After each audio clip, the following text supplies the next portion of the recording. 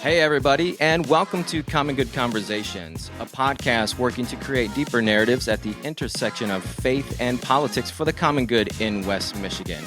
My name is Nick Brock, and I am the Executive Director for Vote Common Good West Michigan. And I'm Shawn Skinner, and we're joined by Tricia, Kryda, and Carrie, Irwin. Nailed it. Of Jamestown Township, who are both library advocates of the Patmos Library. Tricia was also a candidate in 2022 to become a Patmos Library Board of Trustee member and also a Common Good candidate with Vote Common Good West Michigan. So we're glad to have them on the program this morning, and we'll bring them in a few more minutes. But, as always, Shawn, we get to banter a bit about, whatever comes to mind. So, just before the program, we were talking about how you this morning got an early jump on things, got the family some coffee and a few donuts, but you had to wait in line. I tried to get donuts. I vetoed it after I showed up and saw how big the line was. So yes. I waited in line just long enough to drive past and just keep going. You're already out and about and, you're making the significant effort and you didn't want to wait like 10 minutes for your donut. If I would have waited 10 minutes, I would have been late for the interviews. Okay. We were cutting it close, and I thought maybe it would be a better idea not to push everybody back and, priorities first. Yeah, definitely priorities first. Family, podcast. Mm-hmm. You mean God, family, podcast in that order? Well, I didn't know we were going to go that deep. Well, that's that's still debatable at times. I'm still in my spiritual journey, so I don't know if I can, full-heartedly say that yet. Okay, well, that's what people put on their shirts. It's God, faith, family, guns. But we can mix it up every now and again. I should get one of those shirts, but I'll rock the Johnny Cash in the meantime. Yeah, you got your Johnny Cash shirt going this morning. I've got my Love Beyond Borders this morning as well. Are you drinking yourself a coffee this morning? No, bacon? Yeah. Typically I do have my coffee ready to go, but I bought a Red Bull late yesterday, did not drink it, and I thought I'd just slam it this morning. So it was a 16-ounce Red Bull, sugar-free, wow. And I got that going, and hence no need for coffee. That is a big Red Bull. Yeah, so that's why I don't need the coffee this morning. Well, I'm still on a Buzz coffee from My Coffee at 11 o'clock last night. Yeah, and I told you that was a bad idea. I actually went to sleep fine. It was the kid who crawled into our bed and snuggled up and kept kicking me all night that kept me up. That's nice. Good family moments. Yeah. All right. Well, that's enough of us. We'll get to some of us in between the conversation and a little bit at the end. But I'd really love to get into the conversation here with Tricia and Carrie. But, we're going to start into this real nice and easy. So, both of you, Carrie and Tricia, are passionate not only about the Patmos Library, but also, I assume, passionate readers. So I just got to know, like, what book or books, because I know that people who read, our passionate readers are reading probably multiple books at a time. What books are you currently reading? Well, I'll start. I'll start if you don't mind. I am a passionate audiobook reader. I find that fits in my lifestyle a lot better these days than the physical books, and so. I just finished the Iron Flame book, which is very popular right now. It's part of the Fourth Wing series. It's like a fantasy romance, I guess, if you will. And I am now reading The Exchange, which is the follow-up book to The Firm by John Grisham. When I say reading, I mean listening, because that's really all I do. But yeah. That's what It's about what I do too. It's easier to work all day and still be able to listen to it, opposed to having to dedicate time to sit in the car and like when I'm getting ready for work, and just whenever I have a few minutes to fit it in, I am usually listening to my book. I find that my housework goes a lot faster when I'm listening. I can get just so much done if I can lose myself in my audiobook and kind of just do all my my tasks while I'm listening. So it's a great form of reading for me. Yeah, I totally agree. I've listened to more than a handful of audiobooks this past year. And listener, just a little FYI, that was Carrie Irwin speaking, because I know that you can't see them. So then next we're gonna get Tricia's current reads. Tricia, what do you got?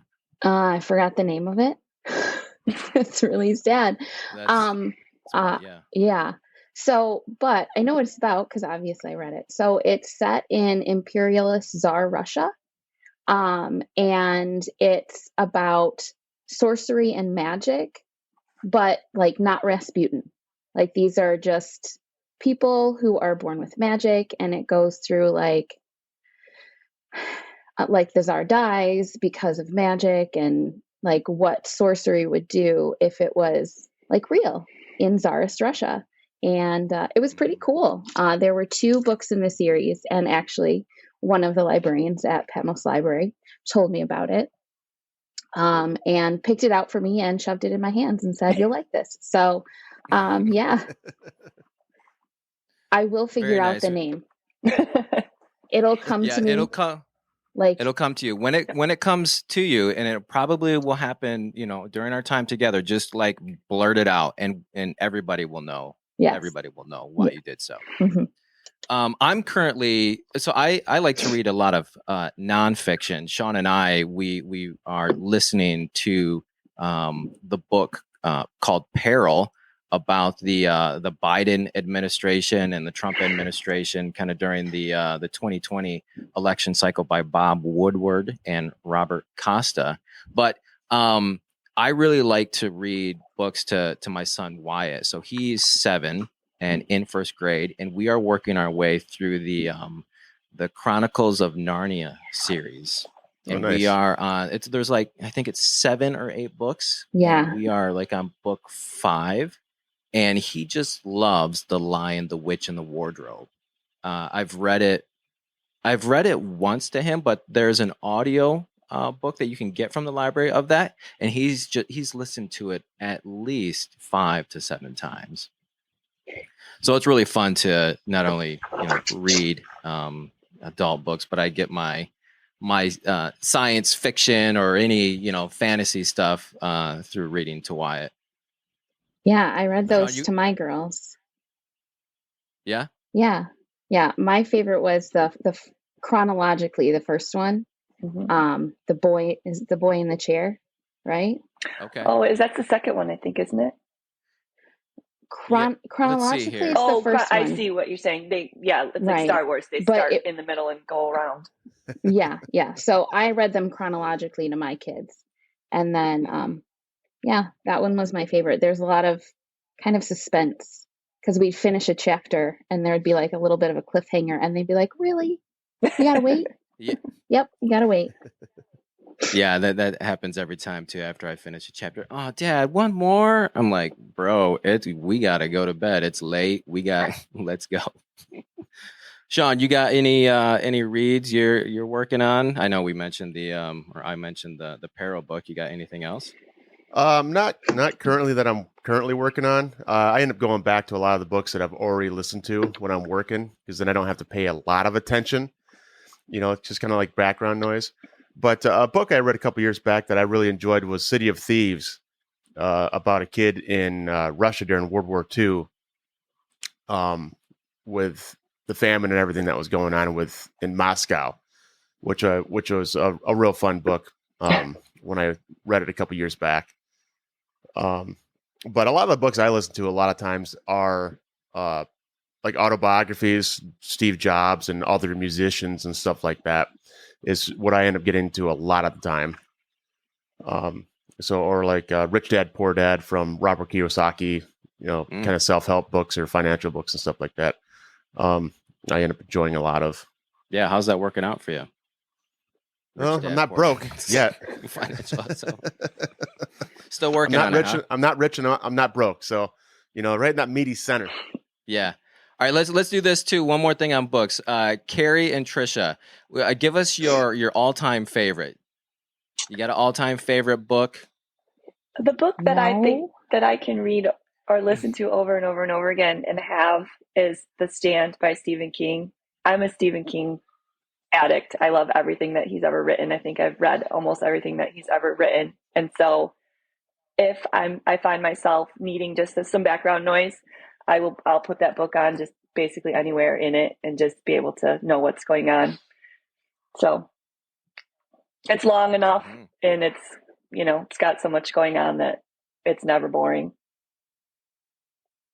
Yeah, I'm gonna have to take a stab at a Stephen King. Oh gosh, pun intended there, right?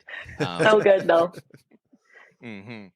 And Tricia, you said no. Are you sure about that? Well, here's the thing. I love to read. I read all the time. And so it's hard for me to pick one that I wouldn't not read again. So yeah, I mean, I have genres that I'll read a lot of, like science fiction, fantasy, anything that involves Greek mythology. And I'm oddly fascinated with World War II. So anything that's, historical fiction within that time period, I'll read. And the name of the book I couldn't remember is The Crown's Game. So, so yeah, so that one's really good. And again, it's historical fiction. So that's kind of one of those genres that I tend to read a lot of. So. Very cool. Very cool. There you go. What about you, Nick? It's funny when I ask these questions, I put it on everybody else, and then I don't really have a hard answer. It's kind of why I jumped on you so quick there. I wanted to put you on the spot. So I do recall, in high school, I remember reading. This was a movie, I believe, before it was ever a book, but it was Dances with Wolves. That movie with Kevin Costner, kind of set like 3 hours long or something like that. Yeah, I think so. But I just remember reading that, and it really kind of got my wheels spinning. But then I also remember reading, I think somewhere like in middle school, Where the Red Fern Grows. Yeah, that's good. Yeah, that's a good one. And that's a book about like a family or a boy with the two dogs. And Yeah. And I just remember it being really sad, but also just really kind of thrilling, for a boy to have this kind of endearing experience with his dog and that whole story. So there you go, Shawn. Thanks a lot for bringing all that up. You're welcome. Well, okay. So we now, I guess, need to get your favorite book before we can absolutely move on. I'm kind of torn between The Hobbit, and then also Dan Brown's Da Vinci Code, because that was like one of the first books I got audio-wise that got me going into audiobooks. So after that, I ended up going through all of his other books, the Deception Point and Digital Fortress, and all those kind of suspense books that he did were really good. And the only other one would be Brian Head Welsh from Korn, Save Me From Myself, autobiography about how he kicked methamphetamines and found God and stuff. Because I'm not the greatest reader in the world. It takes me a good long time to actually sit down and read through a book. And that was one book that I actually sat down and read through without like the gloominess of I got a test or something. It was something I actually sat down and physically read. So that'd be one of the portions that make that special to me. There it is, listener. You've got some books to try out if you haven't read any of those. So good luck. And, if you live in Jamestown Township, you can now get these books or order them through the Patmos Library, which is why we have Carrie here along with Tricia, because we want to talk about how this library was initially defunded, but then on its third try through the election millage in Jamestown Township, it gained support. So I'm just going to give a little context here. So there were multiple articles from a few places on what happened in Jamestown with this library, but I'm going to pull specifically from an article by Bridge, Michigan from November of last year. And the title here is West Michigan Library defunded over LGBTQ books, wins tax support on third try. And then a few excerpts here. It says, a West Michigan library that drew international attention after it was defunded twice by voters over LGBTQ-themed books has finally won the taxpayer support needed to stay open. Voters in Ottawa County's Jamestown Township approved an operating millage for the Patmos Library by a 63% to 37% margin, ending one of Michigan's most contentious culture wars over books. And this is the final excerpt here. About 84% of the library's $250,000 budget comes from township property taxes. The library has managed to stay open since its first millage defeat in August of 2022 by dipping into $300,000 in donations that were raised through GoFundMe campaigns, also with the help of romance author Nora Roberts. So, Tricia, you were quoted in this article as saying, due to the passage of the milling, quote, I feel like I'm going to cry. I feel like I've been on an edge for a year and a half. Maybe people saw through all the noise and decided our library is more important than fighting with each other. So, Tricia and Carrie, I'd love for you to just walk us through this. I mean, this has been going on, as you say there in the article, for a year and a half. So, give us this overview. Why did it happen? And then what steps were taken to overcome that, and then to finally meet where we've come today with the passage of this millage? Carrie, did you want to start? No, I think Tricia should start. I kind of met this in the middle, and I think Tricia was there from the beginning. So you can go ahead and give your perspective, I think. So as someone who loves libraries, I was really, I guess, flabbergasted at first that there was sort of this pushback against wanting a library to stay open. The initial millage, the first one in August, there was such a big difference in who voted no and who voted yes. And a lot of that might have had to do with it was a primary election. Not many people in the community knew that there was going to be a millage vote. And also there was just some confusion about, would the library stay open without a millage? So there was, some rumors floating around of different things. There was, rumors about books, rumors about how much money the library had.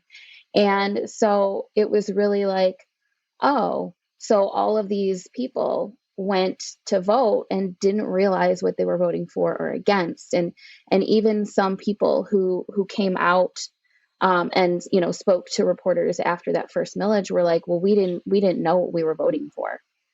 People just showed up to our house and told us not to vote for the library, so we didn't. And then after that, there was a bigger coming together of the community, and I think that's when Carrie came in after that August election to work on the second ballot committee to get the millage passed again. And that was put on the ballot because, one, it failed the first time, but two, as it being a presidential year, more people would probably be coming out to vote. And then, maybe we can combat some of that misinformation going around about, the library's resources and how and what the library needed to stay open, because they're part of the Lakeland Library Cooperative. In order to be part of that and to use their services, we had to have a millage, and just trying to, make sure people knew the truth about why a millage was important. The other thing that was that I think people were kind of voting against was, it wasn't just a renewal, it was also an increase. And at a time when, getting over COVID and the inflation getting higher, and people seeing, oh, so now not only am I paying more for groceries and more for gas, I'm also going to have to pay more taxes. And, being a relatively conservative township, and people who want fiscal responsibility, and combating all those rumors about that we have enough money, like that renewal kind of turned them off of wanting to vote yes. Mm-hmm. Tricia or Carrie, can you explain to the listeners here what exactly a millage is? Like, how does that work for the residents? Yeah, it's a property tax basically. So it just depends on the value of your property, and the mills. There's like a percentage of the mills that go towards public services, like police and fire, streets, things like that. The library is one of those public services that it will fund. So when you pay your property tax, a portion of that gets allocated out to the different services in the community, and that's all that a millage is. Mm-hmm. And if I have this right, the millage, when it passed just recently, the mills would be it would cost the taxpayer about $83 a year, right? Well, Is that it's dependent on the value of your property. Like, okay. Yeah, so it just depends on what your property value is assessed at, honestly. Okay. I think they did so like a median range on one of the postcards, and it did come out to about that for a $300,000 property. Right. I think it was like, I think they did it by month though. And so I think it was like $12 some a month. And so they kind of equated that to like two, or maybe now it's one Starbucks coffee, because I mean, they're really expensive. Yeah. But to equate, like, if like one day you don't get a Starbucks coffee, you can pay your monthly millage for the library. Like, I think they were trying to get people to see the cost and value like per month, so that it wasn't like a bigger number. But not that I think that millage was that high, but yeah. Yeah. So were they just going to adjust the millage tax then, or were they going to keep the tax paying the same and just reroute that money away from the library? Yeah, it's going to be less. So you would be less in your property taxes. Okay. So Carrie, then you came into this about halfway through, or at least kind of leading into the second millage. After the August millage failed, I came into it. I honestly, I didn't think that August millage was going to fail. I think that was a shock to a lot of people that were advocates of the Patmos Library. And so after that millage failed, and after the GoFundMe campaign came out, I decided that that I wanted to contribute to the passion of the project, and hooked up with the people that were kind of leading the charge. Mm-hmm. Well, then let's talk about here, like how one of the keys that I took from reading this article, or that they emphasized, was the compromise made to get the millage to pass. And one of these compromises was about putting labels on the books. But I want to go back a second here and read just two excerpts again from this article to give us a little more context. So there were at the time at the election to put 3 new people into the board seats for the library. So it says 3 of the library board's 6 seats were up for election in that second November election last year, which included Tricia, and residents who had expressed concerns about the sexual content of books meant for children or teens won those 3 positions. So now that new board, evenly split between members who supported and opposed those LGBTQ-themed books, reached a compromise. And that compromise was no books would be removed from the library, but all books would get descriptions of their contents placed on their inside covers. The labels will be copied from book descriptions from the Library of Congress or book-selling websites like Amazon. The labels won't include anything written by the staff or the library board. And finally, while not offering warnings, those descriptions could provide clues to parents about content some may find objectionable for their children. So that was the compromise reached, and probably to include myriad others. My question here is, when I read that about this compromise, I really had to do a double take. I was like, do the books already have a description on them? Isn't that correct? So when I go to the library and I pull a book off the shelf, I'm going to judge that book by its cover, right? I'm going to look at the back. It's going to tell me what that book's about. I'm going to look on the inside if it has a jacket on it, and there's going to be some additional description, and there might even be some blurbs from authors. So can you, I don't know, help me understand why there needed to be additional labeling on top of the already labeled books? Well, I think as a parent, you're always looking for information about what you're providing to your children, whether it's about their food or their medicine or their TV programs or, their books. And a lot of times, as a parent in a library, I remember when I had 3 small children and even 3 older children, they're pulling you in all different directions, and you don't know, what they've got in their hands and, what their books are about that they're reading. And so the more information that you can have as a parent is good, obviously, I think. And so the labels on the inside of the books just give parents one more resource that's in their hands and right in front of their eyes to look at and say, is this something that I think might be objectionable? I don't think that it's a bad thing to have more information about a book. No, and speaking to that whole parent being pulled in different directions, trying to read the back of a book when one 3-year-old is saying they have to go to the bathroom and the other 3-year-old is whining they want to be on the computers, and you want to make sure, like, you literally don't have time to read, even a paragraph, a paragraph. So they're keywords. Like if you picked up Harry Potter and you open the inside cover, you'd see the little white label and it would say magic. So right away, okay, so I don't want my kids to read about magic. You don't get them Harry Potter. Or if you picked up like The Hobbit, it would probably talk about elves and, again, magic and, hobbits. It would have keywords along those lines. So you could say, oh, no, I don't want my kids to read about elves. Nope. And then you put that book back.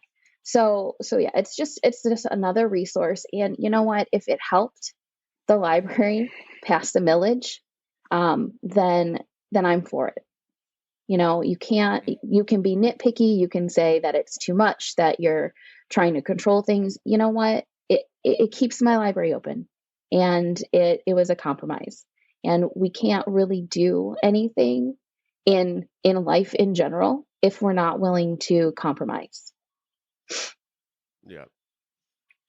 Well, in a way, it might help though too a little bit with people that are looking for specific books. Like if I was looking for magic, or if I am looking for hobbits or elves, a quick little cliff note going, oh, this one does cover that without having to go through that back page. I would think would help at school a little bit if you're needing to find things. You're not looking through 17 books on a shelf trying to find it. You can, might make it a little quicker. Right. Yeah, so it's all supposed to be like keyword based, based on what you're talking about there. So I what I'm picking up in this compromise, though, and what I've understood about this, the narrative of this argument is that, all right, the opposition clearly doesn't want readers, or more specifically like children, to have access to specific books. And then the counter argument to that is like, well, the books should just be there and be available for everybody. And then, so one of the main kind of things that I've picked up from this is that really, if it's children going into the library, the onus is on the parents to be responsible for what that child is reading or taking from the library. I wonder, Carrie and Tricia, can you help us understand that a little bit more? Like, how much of this is on the parents when you're going into the Patmos Library or any library really? Because I've got a 7-year-old boy, Shawn. You've got twins who are 5. How much of this responsibility is taken up by the library itself, and then how much should be on the parents? So the labels is taken upon the library, their responsibility to put these labels in, and then from there, then it's the parent's responsibility or whoever is with the child, the adult, to look at that label and say, okay, so I'm not comfortable with this, but this one is okay. I mean, that's my takeaway. I've always personally, at the library, made sure that what my kids are reading are things that they should be reading, that they're in the right section. And so my personal opinion is it is my responsibility in the library for my children, and the books that they're reading. Is it nice to have a little extra help on the part of the library with the labels? Absolutely. And that's, again, why it's a good compromise. Is there specific books that they were worried about, which is why they wanted to put all these labels on that and everything, or defund you guys? There was one book, and it was genderqueer. I mean, it's not a secret. That book was challenged by a citizen of the library, and there was a lot of uproar about that book. So that was, I think, the catalyst for the problems that the library was having with their funding. Is that what was she challenging about that? But I mean, I've got an idea of what she might be challenging, but I wasn't there for the challenge, so I can't speak to what her exact issues were. But I know that book was in the firestorm of the issues. What is that book about? I mean, I think if you were looking at the label that the library would put in it, what is it, like growing up, figuring out who you are? It's probably sexuality, I would assume too. I haven't seen the book. I mean, I haven't looked at the labels, quite honestly, to tell you. But I would assume that that's part of it. Yeah, I'm sure it was, gender identity, something of that nature. But again, I wasn't there when that specific book was challenged. I came in after some friends had said to me, "Hey, have you been to your library lately?" And I was like, "To check out books, yes, but not to a meeting." And then I started going to the meeting. So, yeah, that's all I got. Yeah, I mean, this was with that book, Genderqueer, a memoir of a child kind of going through this, figuring out their sexuality and what that means. But this was, happening like just right at the peak of the culture wars here for book bans, and a lot of this narrative was around dealing with LGBTQ themed books that some were purporting to have these books in a library are grooming children because just because of the nature of the content. So that's like kind of a grooming, saying, okay, it's like this gateway into how one might be, not heterosexual. And there's also like the stuff about, okay, the librarians are pedophiles because they're allowing access to these books. And so I mean, clearly huge controversy, not only in Jamestown Township, but across the states. And a lot of this now has really kind of, the rhetoric has come down. I mean, this rhetoric about book banning, it's not in the national news anymore. It's not what local and politicians are talking about. So, I'll say that there's merit to the argument, and that there should be, reasonable limits for, what readers can have at a library. But Yeah, but what that was seems being pushed was that seems a book banning. little ridiculous, though, just because of the fact that to label librarians like that seems a little outrageous, because of the fact that just because you have something that you can get access to doesn't mean a librarian's taking it off the shelf, shoving it in a kid's hand, and saying, "Go home and read this." Not like Tricia's Russia book, right, Tricia? Well, no, but that was me talking, but me as an adult talking to a librarian, asking for a specific type of book, and the librarian saying, "I read this, it was really good," and then being like, "Here you go," is a lot different than that wasn't happening. But I'm that an was adult, not happening, right? And that wasn't happening, and it does not happen. Absolutely not. And that issue started to kind of like steamroll every other issue that was coming up. It rolled into this giant ball of misinformation around the library itself, around the funds the library had.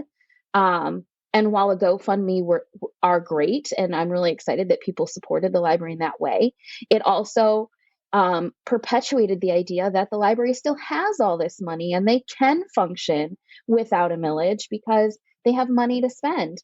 And that simply was wrong, because it wasn't necessarily about the money itself that the library needed. It was about the fact that in order to function as a library, we needed the millage, because Patmos relies on Lakeland Library Cooperative to be able to check out books, the software to check out books, the interlibrary loans, being able to go to a different library and get a book. All of that was in with the Lakeland Library Cooperative. And in order to be part of that, we needed the millage. So getting people past the other stuff to understand what the millage actually means, not just paying taxes, but the benefits of having the millage and being part of the cooperative. That was, I think, one of the turning points in people's minds. Like, it switched over to, oh, so even if the library has money to stay open, they can't check out books. You can't go to another library and get a book. You would have to, in order to check library books out, you'd have to be a member of a specific library, like Georgetown, pay for a non-resident card, which is around $100, and then you'd only be able to check out books from that specific library, and only physical copies. Mm-hmm. No digital copies, no audio copies. It would be purely books. So how did the both of you really take charge of this? Like, how, were you out there, talking to residents, on social media saying, hey, let's get this millage passed because of, all these things that you just mentioned, Tricia? How did you go about that and working with your residents and constituents in Jamestown Township? See, and this last election, the last millage election, was a little bit different. We didn't want to get into an opinion war. We didn't want to get into a fight with anybody, really. We wanted people to kind of be mellow and just be like, we like the library, we want to keep it open. So we let the library board take the lead with a couple of mailers that went out. The ballot committee sent out one mailer. We didn't do anything with signs. And then, I did a couple of posts on my page that was my election page, but is now just floating out there. I changed the name, but just a couple of posts about reminding, hey, we're having a millage vote. Don't forget to go out and vote for the library. And then I think one of the final posts, or a couple posts I put out, were just, again, the information about the Lakeland Library Cooperative and what it would cost people in time and drive time. It's 15 minutes from Jamestown to Georgetown. So that's gas spent. And then, just the idea that, oh, you don't have any of these resources. anymore either. And I think that was one of the things, like right before the election, I put out where it was just like, here it is.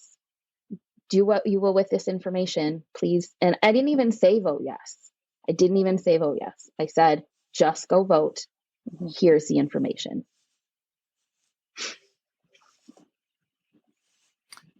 Yeah, that's amazing. I mean, I think what I'm hearing a little bit too is that there needed to be a calm, perhaps, in the rhetoric, is because this passed overwhelmingly, 63% to 37%, where it's almost a complete. I mean, I don't have the numbers right in front of me, but the complete inverse from perhaps what happened the very first time, because the millage was defeated handedly. So there obviously a cooling of kind of the rhetoric and the temperature in the township to make this thing pass. And, that's what I'm picking up from you, Tricia, there. Definitely. Go ahead, Tricia. No, I was just agreeing with you. Good. I like it. What other compromises were reached to have the millage pass? Obviously, we talked about this one with book labels. Were there any other like major compromises where the community said, "Yep, I can easily get on board with that"? I don't know if it was a compromise, but I know that Elena and Betty and Kathy, the board members that were voted in, were a really big asset to us getting the millage passed. I mean, I think that they came out in support of the millage. I think that they spoke to the fact that we needed Lakeland to operate, and we're supportive of that. Really helped get this millage passed the third time. So I give them a lot of credit for that.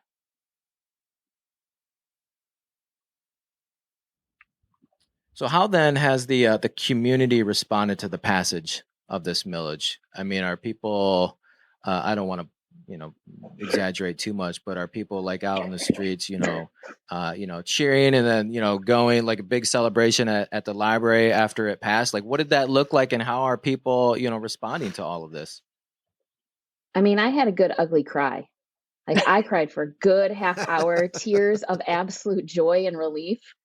Passion. I was super tired the next day, but also like kind of on that really like joyful high of the library. It's saved. We're going to have a library or at least a village for at least 3 years. We can take a breath. But I think it was more of like a calm, like for most of the community, not myself. Like I could have danced in the streets, but the community was kind of just like, it was more like a deep exhale. Oh, good. We have a library. We're just going to keep trucking along. And yeah. That's great. Yeah, that's fascinating. Carrie, do you have any thoughts on that? Did you give a big ugly cry? I did not. I'm trying not. I'm not a crier, but I did. I was relieved, I think, more than anything, that the fight, at least for the time, was over, and that I didn't have to interact with the fight anymore. I like just a peaceful calm and to keep things, kind of just chill. And so that was a relief for me. I'll say that. As far as the community itself, it's nice not to have to see the sign wars and the comments at the library board. I will say the public comments, they've calmed way down. There's not what type of comments were you guys getting? Well, we don't get any comments. The board, all the comments are addressed to the board. But there was people on both sides of the issue, trying to express their opinion and their passion for it. And so sometimes, that it can get long. I'll say that the library meetings were very long because there was a lot of people that had, their opinions and wanted them to be heard, and they absolutely should and have the right to do that. But to go to the library meetings and then, be at home 2.5 hours later because you're listening to these comments is tough as a parent and a mother and, somebody that has to go to work the next day. And I will say that going to the library meetings is great now. There's a lot of compromise on the board. There's the meetings are very chill. They're shorter. They just get their business done, and that's great. That's exactly how local government should be, and I fully support it. Yeah, I agree. Local government should be totally boring, yes, and short, and get down to business. Yep, and working together. Yes, that's been fighting together all the time. That's been a good thing. The absolutely. compromise with the board and hearing them, come together and Yes. work for good governance of the library rather than like fighting over whatever nonsense is out there. Yeah. Do the both of you plan to continue to go to the meetings and to kind of continue to stay abreast of things? Is there any fear, or do you have to feel like you have to still keep watching for like how the board, particularly those who were in opposition to the millage previously, do you feel like you have trust in what the board will do or how they will operate moving forward? I think I'm going to continue going. As I've become invested, not just in the meetings, but I've gotten to know the librarians and some people in the community. I'm definitely committed to still going to the meetings. Not necessarily as a watchful eye, but just because I don't want to be caught off guard again. And if there's something I feel I need to comment on, just a quick, hey, could you focus on this a little bit? I've noticed this, and not so much like more governance stuff. I'm going to keep going. I also feel like we've built a little community around the library, going to the meetings, and I like to see Tricia every month and in real life and chat to her about what's been going on.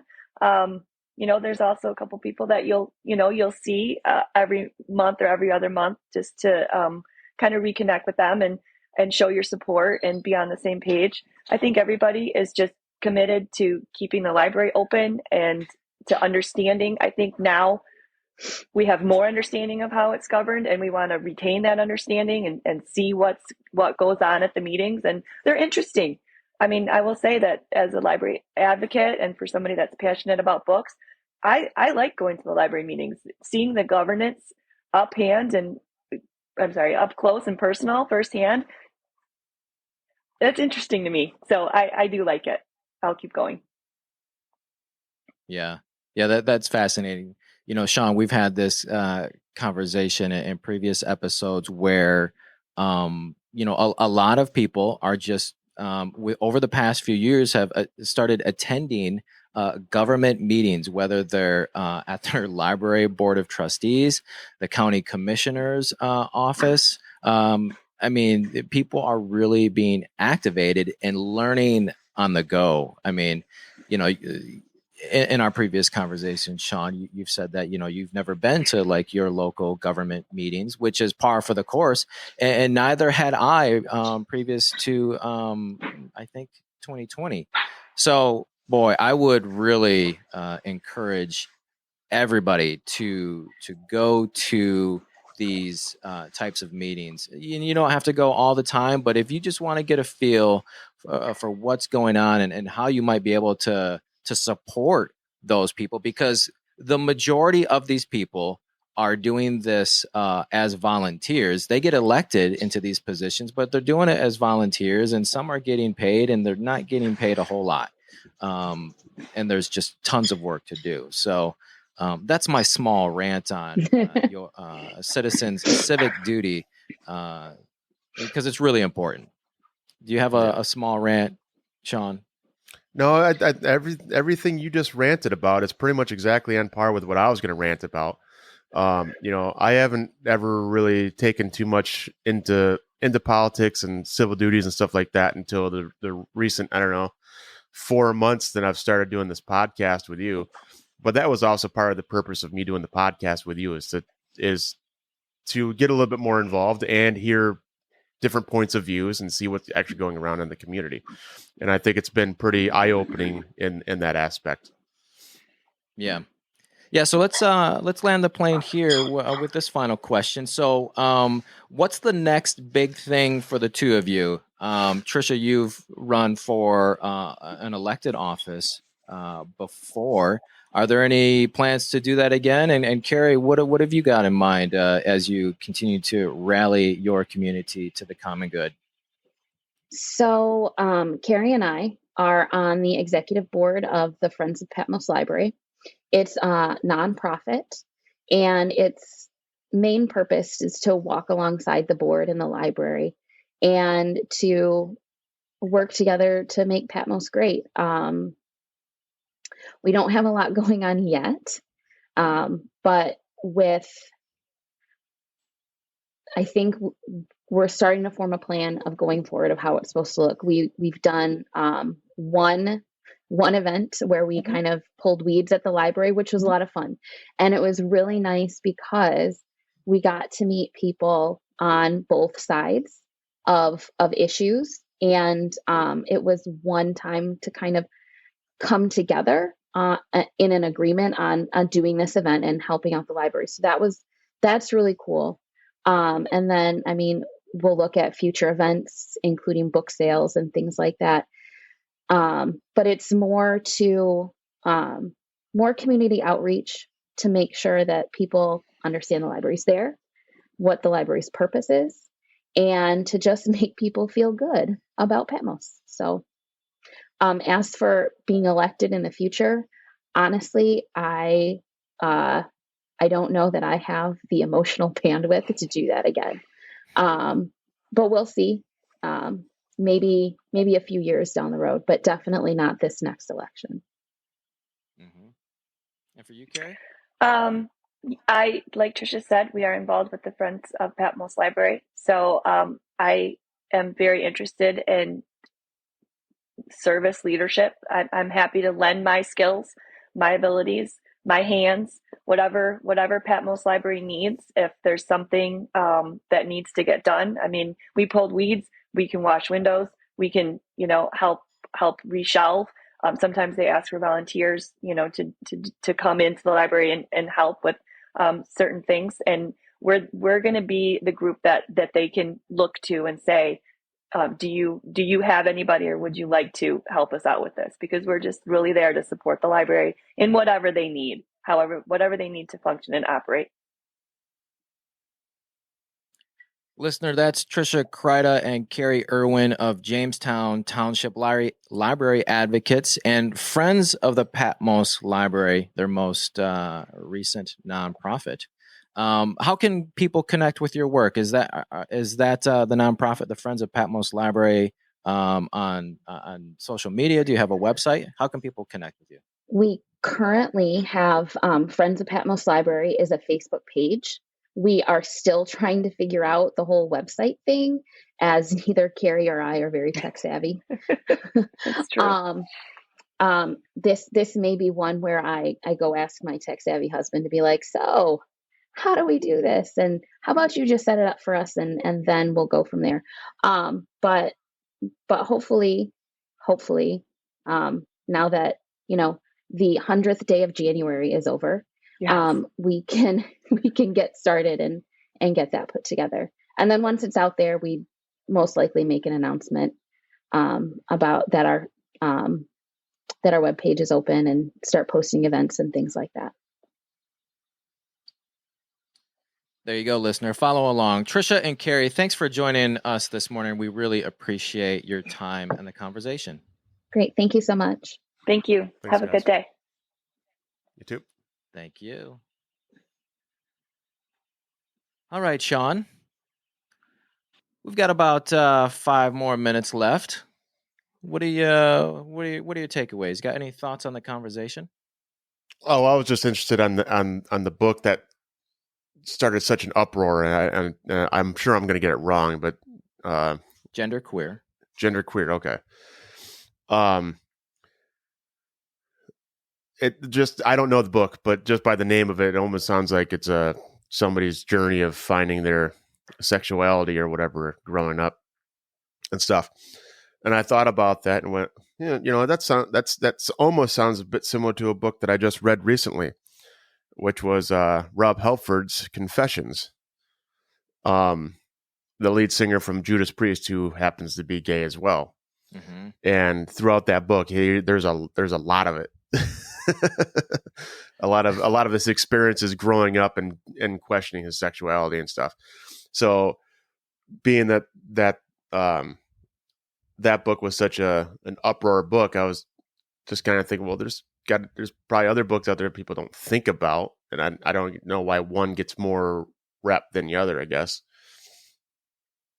Yeah, I'm gonna read the little excerpt here from this article again, because it gives a brief description about the book Genderqueer. It says the most controversial of the three and three books that were really causing concern for the Jamestown Township residents was one being Genderqueer, a memoir, which includes drawings that depict sex acts. That book, I guess that's a short description. That was fast. See. There's a link here. Let me open up this link. Get a better description. Loading. All right. Loading. Let's see. From Thrift Books in 2014, Maya Kobabe, who uses E/M/EIR pronouns, thought that a comic of reading statistics would be the last autobiographical comic E would ever write. At the time, it was the only thing that E felt comfortable with strangers knowing about M. Now, Genderqueer is here. Maya's intensely cathartic autobiography charts a journey of self-identity, which includes the mortification and confusion of adolescent crushes, grappling with how to come out to family and society, bonding with friends over erotic gay fan fiction, and facing the trauma and fundamental violation of pap smears. And finally, started as a way to explain to Air family. I'm really sorry if I'm butchering that. I'm glad you're reading it and not me. What it means to be non-binary and asexual, Genderqueer is more than a personal story. It is a useful and touching guide on gender identity, what it means and how to think about it, for advocates, friends, and humans everywhere. So that is the book overview on Thrift Books. So no, I didn't. There's kind of a lot in that. Oh yeah, this tells you probably where I am on pronouns, or my lack of knowing all the pronouns used. Honestly, there's so many of them. I've given up on my end, and I frankly don't care that much about pronouns, to be honest with you. What's your name? Nick? Okay, I'm going to call you Nick. It is, but there. I mean, there's also the E/M air EIR, which I don't know if I'm pronouncing. That doesn't make it confusing at all for everybody. So the use of pronouns is a whole other aside. That's a different episode we want to talk about today. But this is within the realm here. This is another kind of a addition or a way to address or use pronouns. So, but all that to say is, listener and Shawn, that's what the book is about.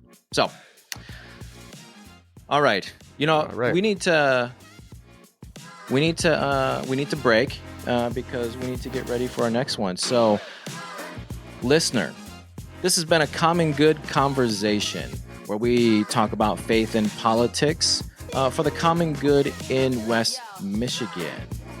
You can follow us on Facebook, please do. And you can help us to push past the 1,000 followers mark. You can listen to this podcast on Spotify, Apple Podcasts, and YouTube. And check out our website. When you do that, you'll find a link or a tab for the podcast, and you can also sign up for our weekly newsletter where these episodes come out. I think that's all I got, Shawn. Have a goodbye? Goodbye. Okay. Be sure to share this program with your friends and family. If you have any questions or would like to be a guest on the program, you can reach out to us at votecommongood.wm@gmail.com. Till next time, friends, be well.